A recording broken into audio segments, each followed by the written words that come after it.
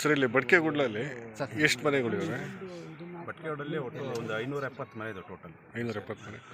ಇಲ್ಲಿ ಸ್ಮಶಾನ ಎಲ್ಲಿದೆ ಸರ್? ಸ್ಮಶಾನ ಆ ಕಡೆ ಇದೆ. ಯಾವ ಕಡೆ ಇದೆ? ಊರಾಚೆ. ಎಷ್ಟು ಎಕರೆ ಇದೆ? ಅಲ್ಲಿ ಅಲ್ಲಿ ಸ್ಮಶಾನನೇ ಇಲ್ಲ ಅಂತ ಗ್ರಾಮಸ್ಥರು ಹೇಳ್ತಾ ಇದ್ದಾರೆ. ಅದ್ರ ಬಗ್ಗೆ ನೀವೇನು ಹೇಳ್ತೀರಾ? ಇಲ್ಲ, ಅದ್ರ ಬಗ್ಗೆ ಅದು ಸರ್ವೆಗೆ ಹಾಕ್ತೀವಿ. ಸರ್ವೆ ಇಲಾಖೆಯಿಂದ ನಾವು ಮಾಹಿತಿ ತೊಗೊಂತೀವಿ. ಈಗ ಅಲ್ಲಿನ ತನಕ ಜನ ಏನು ಮಾಡಬೇಕು ಸರ್? ನೀವು ಸರ್ವೆ ಎಲ್ಲ ಮಾಡೋ ತನಕ ಜನ ಏನು ಮಾಡಬೇಕು?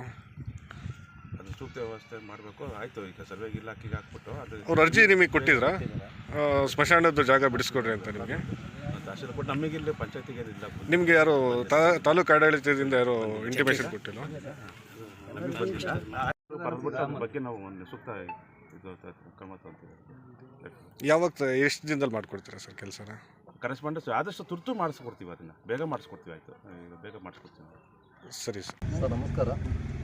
ನಮ್ಮದು ಚಿಕ್ಕನೇಕಳ್ಳಿ ತಾಲೂಕು ಕಂದಿಗೇರಿ ಹೋಬಳಿಯ ಹಿನ್ನಳ್ಳಿ ಗ್ರಾಮ ಪಂಚಾಯತಿ ವ್ಯಾಪ್ತಿ ಸೇರಿದ ಬಡ್ಕೆಗುಡ್ಲು ಗೋಲ್ಕಾಲನಿಯ ಗ್ರಾಮಸ್ಥರು ನಾವು ಶ್ರೀ ರೇಣುಕಾದೇವಿಯ ಟ್ರಸ್ಟ್ನ ಅಧ್ಯಕ್ಷರು ಹಾಗೂ ಕೆರೆಯ ಸಮಿತಿಯ ಅಧ್ಯಕ್ಷರು.